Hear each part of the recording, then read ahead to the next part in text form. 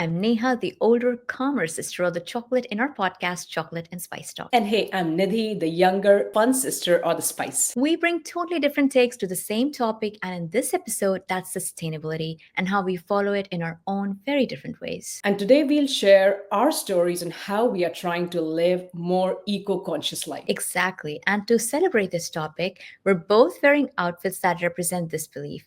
To describe for those who are listening and rather than watching, I'm wearing a shirt I bought secondhand from ThredUp, which is an online secondhand store. And also, this is a 100% cotton shirt from Theory.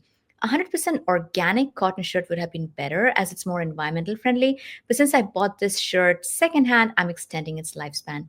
Also, I'm wearing this necklace, which is handcrafted. I just really love it. I bought it on my Beautiful. travel to Yeah. yeah, thank you. I bought it on my travel to India from a small handicraft stall in Durgapur. This is made by artisans who get almost all the profit from the sale of this necklace. So it's handcrafted, locally bought, and sustains local industry. There's no way I can outdo you in this way. But I'm wearing a Calvin Klein white dress, which I bought this 8 years back. It still fits. It's good quality, so why let it go to waste? And I'm wearing silver hoop earrings, which actually you gifted it to me. And one fine day you said, I don't like it anymore. It's like, I love it, so give it to me. So I'm just the younger sister who's trying to catch up, and I'm learning from you, and I'm finding my own messier path. And I think that's the beauty of it. Like, we both share so many things.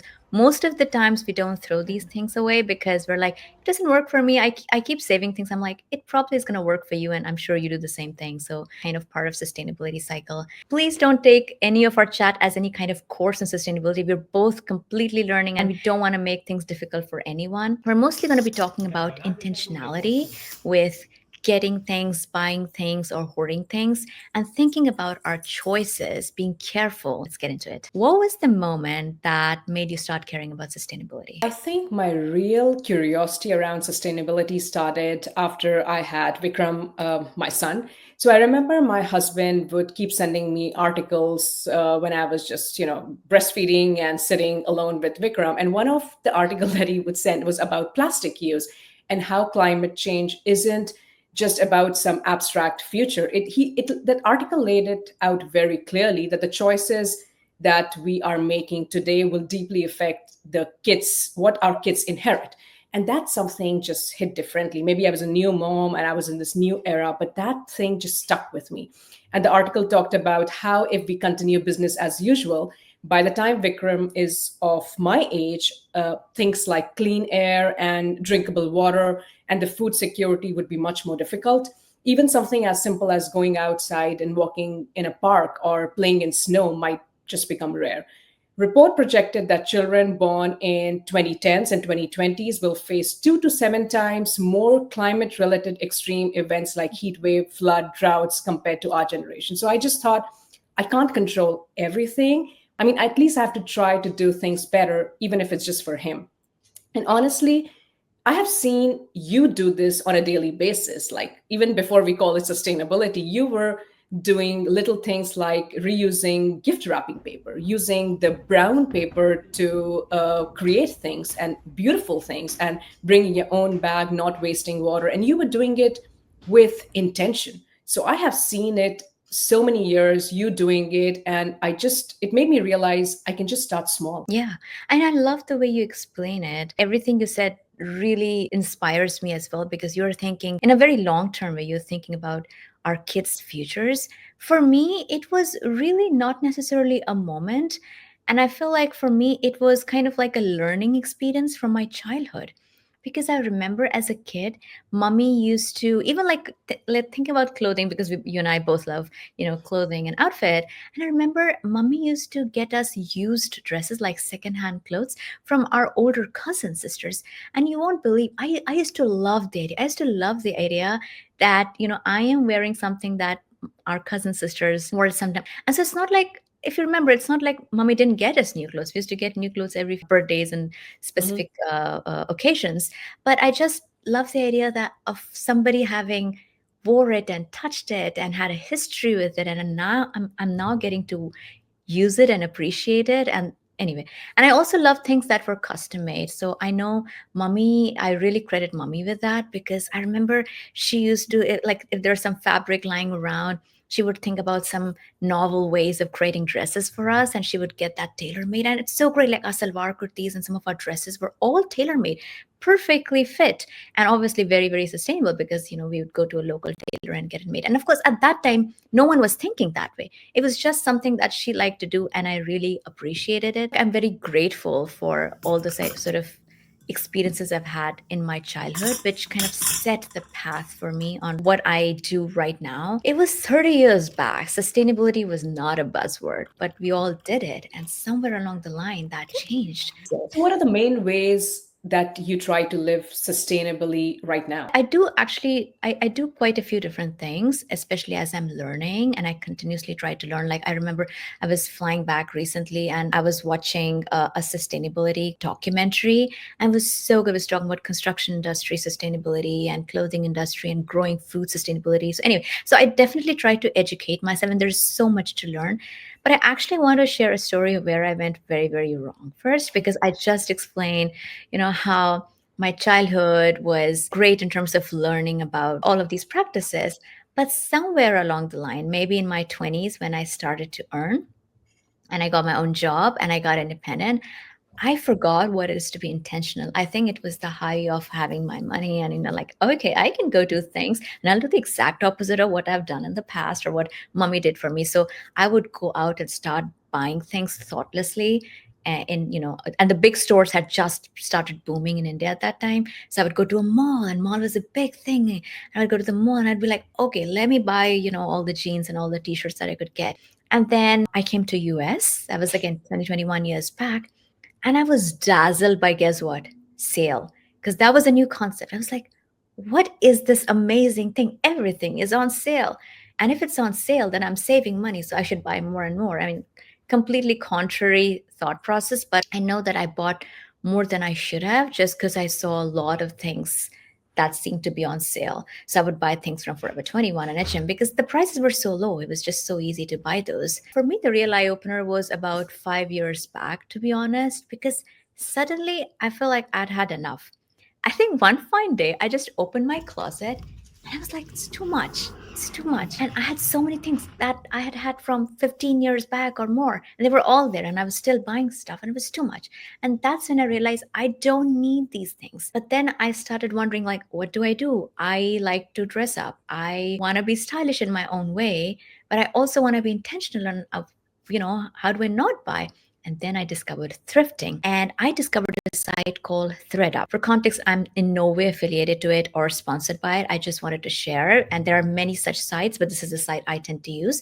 So ThreadUp is what kind of triggered my journey of buying kind of secondhand. It's an online thrift store where you can buy and sell secondhand clothing and shoes and accessories. It was founded in 2009, and its goal is to help prevent waste and support the circular economy of fashion by buying and selling pre-owned clothes. What I really like about this site is that it can help you, like it lets you determine the level of reusability that you're comfortable with. Like it has these ratings of excellent, kind of used, or almost good.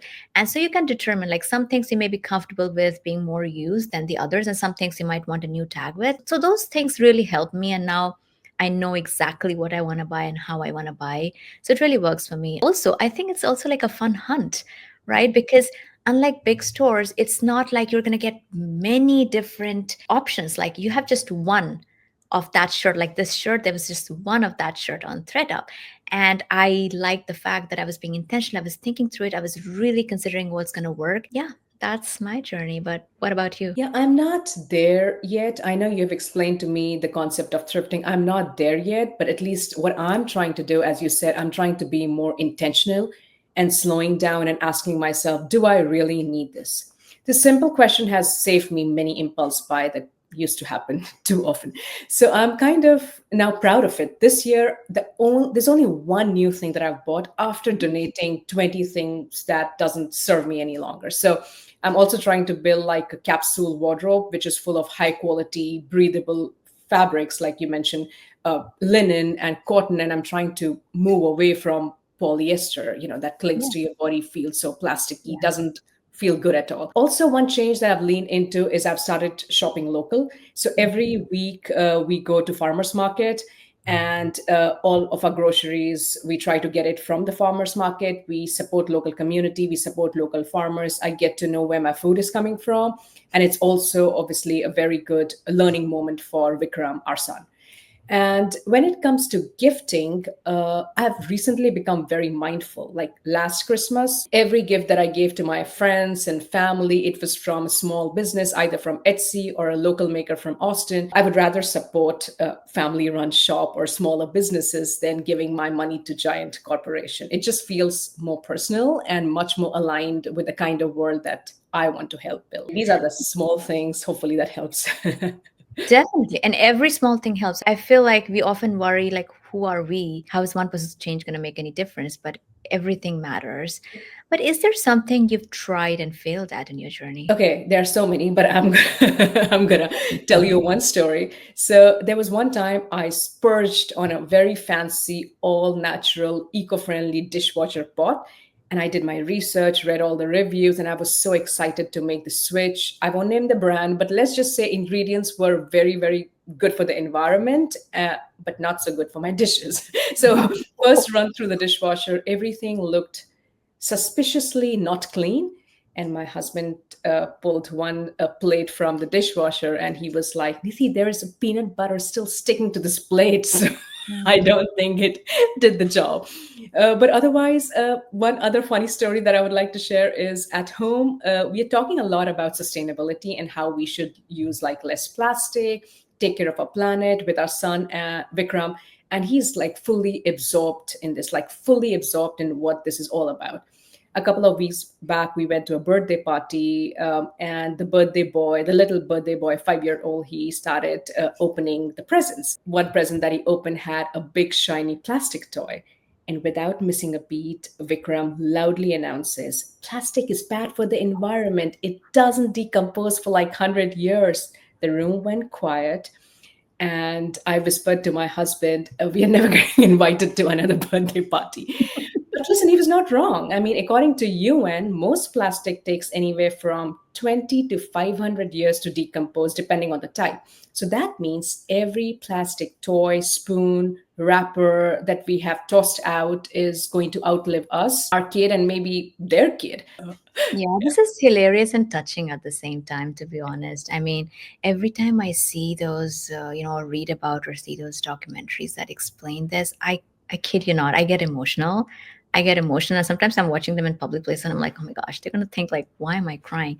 It just makes me sad. We need to value where we live. We need to value everything that the earth and the surroundings are giving us. And this is not how we do it, right? We have to be considerate. I really appreciate, however, how you have helped Vikram understand the importance of this already. So I feel like it's going to be a natural part of him as he grows up. It's going to be organic to him. It's not like he'll have to learn. Like he knows this is how it should be. And you and I had the benefit of that automatically because we have seen mommy do that. And for me, I mean, I have failed in so many things. Like even when I started the secondhand idea, I would end up buying sometimes things that I thought were good and then they had holes in it and all. So obviously they cannot be used and I'd have to mend it or not use it, which was defeating the purpose. And then once I got into this journey of composting, which is a great thing to do, but it does take time and you do need to have some sort of expertise to do it successfully. And I think, like, for me it was that I didn't prioritize it, so I don't actually do it anymore. Also, I have this thing that I like to do things by myself, like with my own hand. I'm big on handicraft, and what it means is that because I will do everything by myself, I end up complaining more because I get tired. I don't have free time for myself. I know you try to give me a lot of advice, like calm down, relax, and I don't know how to do that. And examples of that would be, even around my house, like we were extending our house and we needed to buy some new things. And I thought, what can I do for my house by myself? And so I ended up refurbishing a lot of the old furniture pieces myself, painting them and nailing stuff to them so that they can be reused. I don't have to necessarily do all of that. It's an overkill, but I will do that because I have a love for it. It's like a creative outlet for you too. That So is that true. works That out. is true. Probably it's not as much about sustainability as the fact that I like to do things and even clothes. Like I tend not to throw things away if I can somehow mend it or make it reusable, which also means that sometimes I completely destroy a perfectly good dress. You have experimented a lot, so I do. I'm like, I'm always ready with scissors, and my husband, he sees scissors and he sees the dress and he's like, no, save the dress. But yeah, sometimes it works out, like there's this really cool example of a jumpsuit that I got. I was trying to buy local. I was inspired by you. I was trying to buy local. And in my inspired moment and also my greed, I think I was like, I see this beautiful jumpsuit with shorts and Nidhi wears it, has to look good on me. And I bought it. And of course, it didn't look good on me at all on my body. I'm like, now what? I cannot return it. And so then, of course, out came the scissors. So I cut it into two parts. And then I got a nice crop shirt out of it and a nice little shorts out of it. And so I got two kind of you outfits could out. have just given it to me. Come on. No, that was for me. So for me. I do think that being South Asian has shaped a lot of like sustainability habits, even when we didn't call it sustainability growing up, right? It was just how we lived, how our parents brought us up. Like concept of waste did not exist in our childhood. Our parents were incredibly mindful of water, electricity, even if you left the tap running. Do you remember how we would get a look if we didn't finish the food, we would get a speech? So I've realized it wasn't just frugality. Did I pronounce that word right? Frugality. Yes. It was more of a resilience. Like many South Asian households, especially from previous generation, practice what invest. It's called sustainability because resources were limited and Yes. waste was considered disrespectful. So this mindset was rooted in the community and the respect for nature. And I think that has prepared us. Like the seeds were planted very early on. And honestly, I think you already covered this where in the 20s, I just lost touch with that because maybe I started making my own money and I was trying to fit in the culture where convenience is king. I saw people around me spurging, chasing trends, and not really thinking about where things came from and where it ended up. And I just felt in that loop.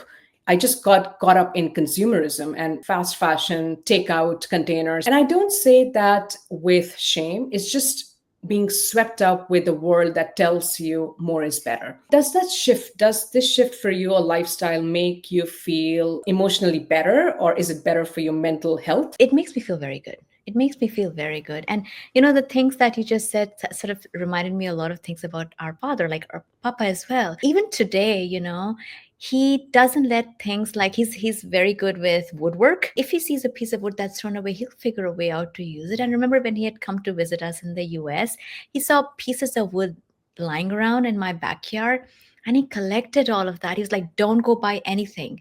I will figure a way out. And what he was trying to do is I had this bougainvillea that was growing everywhere. And I was like, what if I could get this canopy over my door? How nice would that be? It's like, okay, I'll make it for you. You don't have to buy anything. And he collected a bunch of pieces of woods just from my backyard. And he actually made me, a really, really sweet pergola kind of thing on which my bougainvillea could rest. And so yeah, those are things that make you feel like, you should also be very careful and intentional and thoughtful about everything you do. My problem, like I said, is I have a hard time throwing things that I really love and appreciate. So I love flowers, for example, and I have a hard time even when they dry up, I will keep them as dried flowers for as long as I can. And some flowers after drying will like they just start breaking out, then I have to throw them. And sometimes, I will do things like I will take their petals and I will put them under the pages of books and keep them and then look at them. So I mean, You made me do so many of those, keeping the petals, and then you would make me frame it. Like, what? An old piece of leaf and a flower? Is this really art? But you made it beautiful. It's still there. It looks yeah, gorgeous. I just love the idea. Like if you were see if I could show you my house, I'm surrounded by all these, old lavender flower and some of my old bougainvillea and roses that I've just kept. And I'm sure, like I tell my husband, don't touch that because it's gonna break and fall apart. So that's another problem. But it gives me a lot of joy. It gives me a sense of contentment and peace that very few things give. because I just feel like I'm so close to nature, but also I feel like I'm close to everything and I'm appreciating it. The other thing is that research backs this up as well, right? Like sustainable and mostly minimalist lifestyle is actually linked to lower stress, reduced decision fatigue, and higher satisfaction with life overall.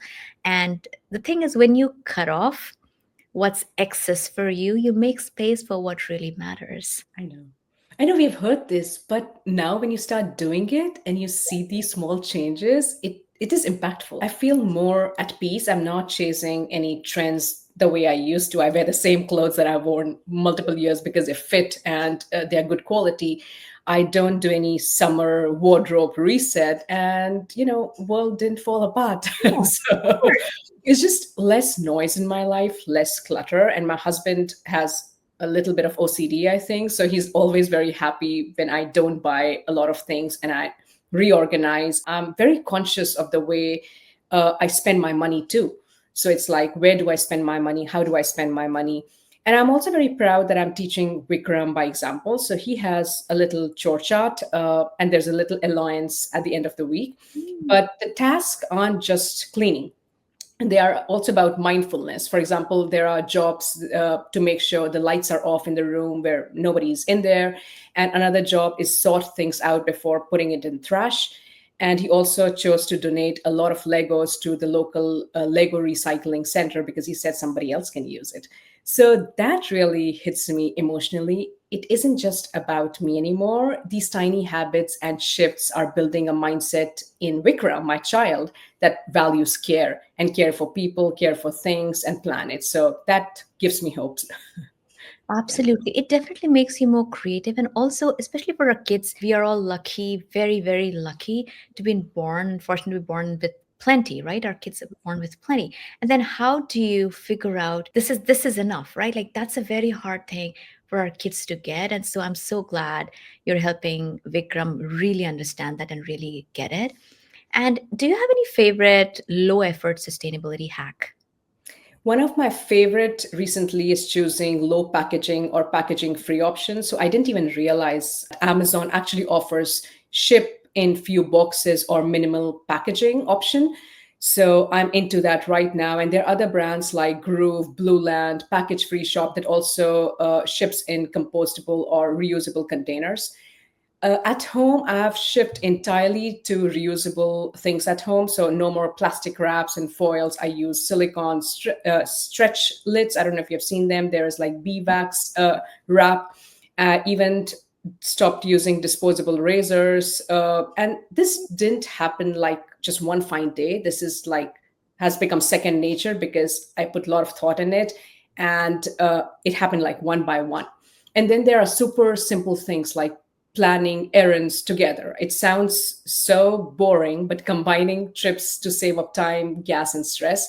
And it's not just eco-friendly. I just feel it's more mom friendly too, mom brain friendly too. So it helps me. Yeah, Yeah. yeah, What about and you? definitely, and I'm learning so many new things from you. I don't think I knew about all of those packaging things that you just mentioned, so I'm going to be more conscious of that. For me, I'm nowhere close to being as sustainable as I want to be. Like it is one of my goals to be more and more sustainable with time, but I don't want to overstress myself. I do avoid plastic in all forms if I can. And again, I'm not claiming that I don't use it at all. If I have to, I will use it, but like not buying polyester based things are important. And so anything I do buy, I'm conscious, like I'm aware. Like if I have to buy something from my house, like say a piece of furniture that will have some plastic in it, of course, it's required. I'm gonna buy it, but I am aware of my decision here. Like I said, I was extending my house. I needed to buy some new curtains, and I searched high and low because I have a very specific style in my house, and I'm very hard to please with what goes inside my house. Ask me about it, but yeah, it's like I'm so scared sending you any gift because you have very good taste. Let's just say. I don't know, it's just like something that it's just my own way of what I want to be surrounded with. Point being, now I decided I'm going to add sustainability to it. So now I have to find curtains the kind that I like, but they also need to be sustainable, like have like be made of linen or be made of a sustainably sourced cotton or silk. And so it took me a while and so many Excel sheets and a lot of research to be able to get it. But once I got it, it just makes me so happy. Like every single morning I will open my curtains, and every evening I'll shut my curtains because I just love the feel of it and I love how it looks. Another example I'll give for my home is I had to buy some carpets for my home, and so I decided I was going to try and buy as much of sustainable carpets as possible. And I found this brand called Revival. I think they're called Revival or Revival Rugs, and it's basically a brand for sustainable carpets. It's made of natural fiber, and they also have a lot of incredibly beautiful selections of one of a kind restored vintage rugs. So I got a few of them, and then I also got a few other rugs from Etsy. They were more used old carpets that were authentically handcrafted and restored. And I kid you not. I mean, I kid you not. I love these carpets. Again, if I had some pictures, I would probably add to We'll this post video. it on our website, but yeah. Yeah, I can post them on the website or YouTube, and they are so beautiful. They are vintage carpets. They are far, far, far more beautiful than my previous old machine made polyester carpets, which by the way I'm also still using. I haven't thrown them. I just needed more carpets. And these vintage handcrafted carpets are like classic beauty.